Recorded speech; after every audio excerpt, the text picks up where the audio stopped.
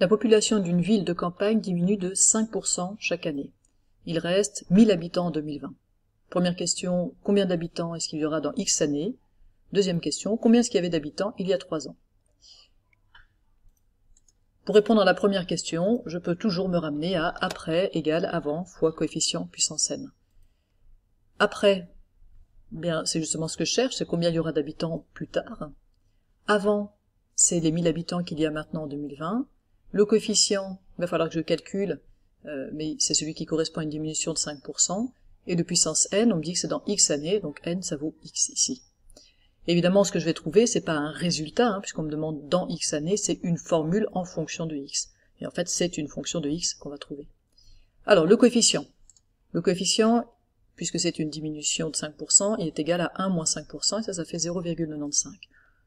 Donc, dans x années, qu'est-ce qu'on aura finalement? On aura 1000, les 1000 d'avant, fois le coefficient 0,95 puissance x. Et ça, on pourrait le noter égal f de x, et on aurait le nombre d'habitants en fonction de x. On me demande ensuite combien il y avait d'habitants il y a 3 ans. Alors remarquez que vous pourriez utiliser cette formule avec x égale moins 3. Si dans x années c'est le futur, eh bien dans moins 3 années, c'est bien 3 années dans le passé. Ça marcherait. Mais si on veut reprendre quelque chose qu'on comprend bien, on peut repartir de toujours de après égale avant fois coefficient puissance n. Après, eh bien là du coup le après c'est aujourd'hui, c'est les 1000 habitants qu'il reste. Le avant, c'est ce qu'il y avait il y a 3 ans. Et puis, le coefficient, c'est toujours 0,95, et mon n, ici, c'est 3 ans. Ce qui me donne donc 1000 égale avant fois 0,95 puissance 3. Il faut savoir résoudre ça. Alors ici, je vais passer de 0,95 puissance 3 de l'autre côté, et donc avant est égal à 1000 divisé par 0,95 puissance 3, et on trouve à peu près 1166 habitants.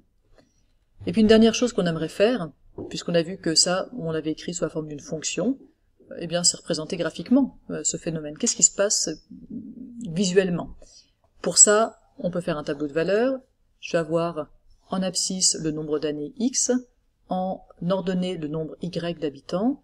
Je peux commencer déjà avec 0. Au bout de 0 années, eh bien, j'ai 1000 habitants. Je pars de maintenant en 2020. Ok, après 2 années, moi je peux faire le calcul, après 2 années, on aura 903 habitants, j'ai fait simplement 1000 fois 0,95 puissance 2. Après 10 ans, je trouve 599, et je peux même mettre mon moins 3. Il y a 3 ans, il y avait 1166 habitants. Et on obtient cette courbe, on reconnaît, courbe de décroissance exponentielle.